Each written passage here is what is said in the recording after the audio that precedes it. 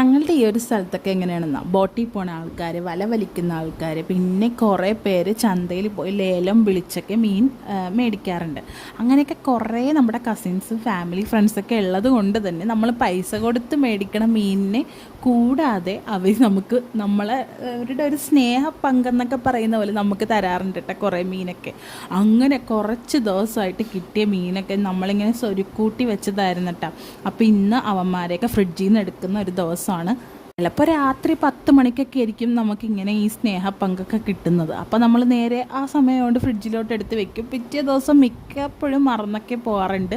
കാരണം വീണ്ടും ഫ്രണ്ടിൽ കൂടി 5, 6 മീൻ ചേട്ടന്മാർ പോണത്. അപ്പോൾ അവരെ നമുക്ക് വിഷമിപ്പിക്കണ്ടല്ലോ എന്ന് ഓർത്ത് അവരുടെ കയ്യിൽ നിന്ന് മീൻ മേടിക്കാറുണ്ട്. ഇന്ന് മൊത്തത്തിലൊരു മീൻമയം ഇതുകൊണ്ട് അമ്മ പറഞ്ഞു ഇന്ന് മീനും ചെമ്മിനൊക്കെ ഉള്ളതെല്ലാം നമുക്കിന്ന് കറി വെച്ച് തീർക്കാം, എന്നിട്ട് നാളെ ഒരു പുതിയ തുടക്കം എന്ന് പറയുന്ന പോലെ ചെയ്യാമെന്ന് പറഞ്ഞു.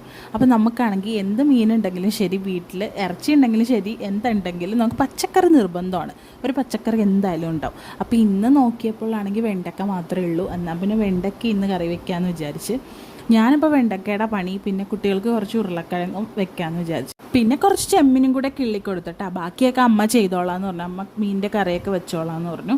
അപ്പോൾ ഞാൻ വേഗം തുണിയൊക്കെ അലക്കാനുള്ളത് അലക്കിയിട്ട് വിരിച്ചിട്ടു. ഞാൻ അലക്കിയല്ല, മെഷീൻ അലക്കി തന്നു, ഞാൻ കൊണ്ട് വിരിച്ചു. എൻ്റെ വീട്ടിൽ എത്ര മഴയാണെങ്കിലും ശരി അലക്കാത്തൊരു ദിവസം അങ്ങനെ ഉണ്ടാകാറില്ല. കാരണം എൻ്റെ അമ്മക്ക് ഡെയിലി അലക്കണം, ഇങ്ങനെ ഡ്രസ്സ് അവിടെ ഇവിടെ കിടക്കണമെന്ന് ഇഷ്ടമുള്ള ആൾക്ക്.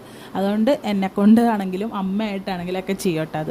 അങ്ങനെ ഞങ്ങൾ കുറേ നേരം പുറത്തൊക്കെ ഇറങ്ങിയിരിക്കുന്ന സമയത്ത് പപ്പ വന്നിട്ട് പറഞ്ഞു ഇത് ചതാവേലിയുടെ എന്തോ വേരാണ്, ഇത് അച്ചാറിടാൻ നമുക്ക് ഉപയോഗിക്കാമെന്ന് പറഞ്ഞു. ഞാൻ കുറേ നേരം പൊട്ടിച്ചിട്ടാണത് പോകുന്നത്. അപ്പോൾ പൊട്ടിച്ച് കഴിഞ്ഞപ്പോൾ പപ്പ കഴിച്ച് നോക്കിയിട്ട് പറഞ്ഞത് ചതാവേലിയുടെ ഒന്നുമല്ല, വേറെ എന്തിൻ്റെയോ വേരാണ്. അങ്ങനെ പിന്നെ ഞങ്ങൾ ഫുഡൊക്കെ കഴിച്ചു.